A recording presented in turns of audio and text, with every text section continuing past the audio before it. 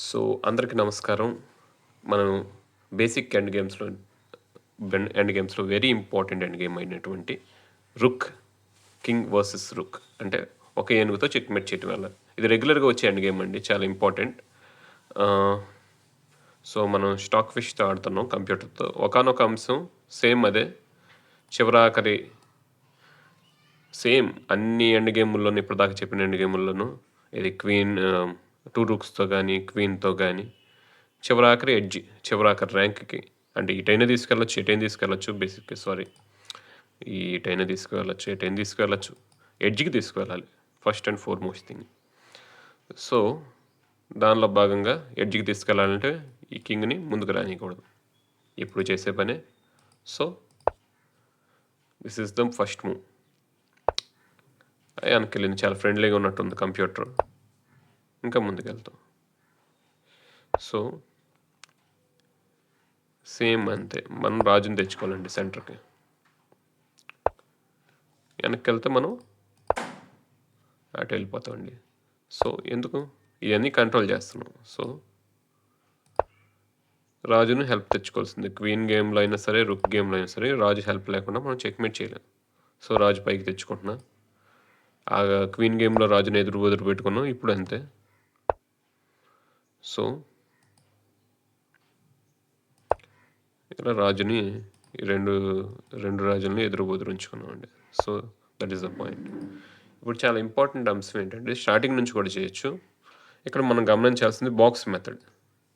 ఏంటంటే ఈ బాక్స్‌లోంచి రాజుని బయటికి రాకూడదనేది మన టార్గెట్. ఈ బాక్స్‌ని తగ్గించుకుంటా కార్నర్‌కి రాజుని తీసుకెళ్తామండి.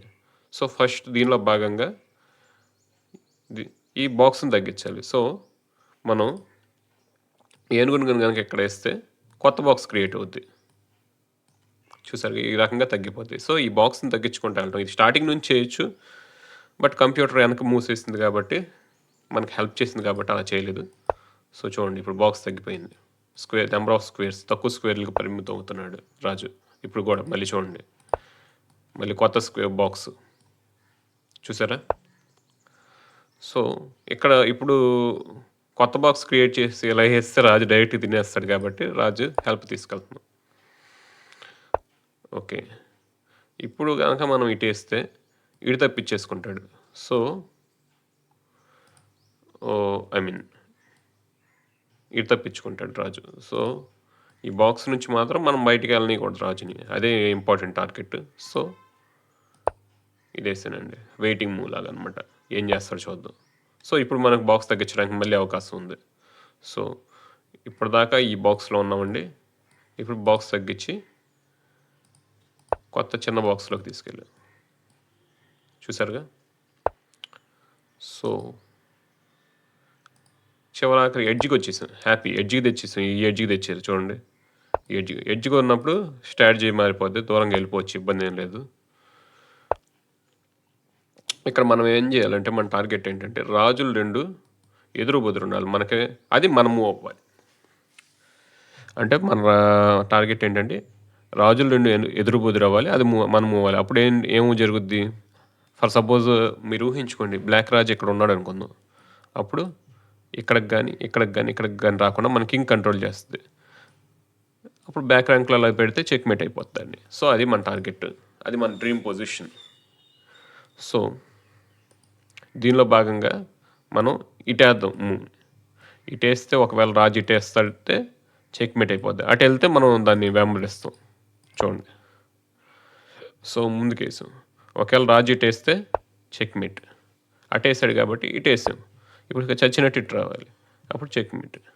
సో, దిస్ ఈజ్ హౌ ఇదనమాట. చూడండి ఇక్కడ. ఇప్పుడు ఈ స్క్వేర్‌ని, ఈ స్క్వేర్‌ని, ఈ స్క్వేర్‌ని అంటే ముందుకు పక్కకు రానీయకుండా వీటన్నిటిని కూడా మన రాజు కంట్రోల్ చేస్తుంది. సో, ఈ చెక్‌మేట్. సో, ఇది చూడటానికి సింపుల్‌గా ఉన్న ప్రాక్టీస్ లేనిదే బిగినర్‌కి కష్టం అండి. చూద్దాం ఒకసారి ఏం జరిగిందో. ఫస్ట్ ఇవన్నీ కూడా కంట్రోల్ చేసాం. యాక్చువల్లీ రాజుని కూడా తెచ్చేసుకొని బాక్స్ మెథడ్‌కి ఇక్కడే వెళ్ళొచ్చు. సో, మళ్ళీ వెనకాలంగానే స్క్వేర్స్ తగ్గించుకుంటూ వెళ్ళామండి.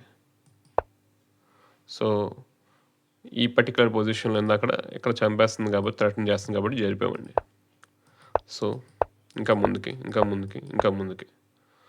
సో, ఈ పొజిషన్‌లో దీన్ని కాపాడుకున్నాం. దగ్గర తెచ్చుకున్నాం. సో, ఇక్కడ నుంచి బాక్స్ మెథడ్ చూసారుగా? ఇక్కడ ఈ బాక్స్. ఫస్ట్ బాక్స్ ఇది మనకి.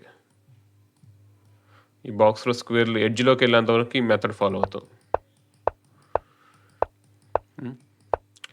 సో, బాక్స్ తగ్గించుకుంటూ వెళ్ళామండి.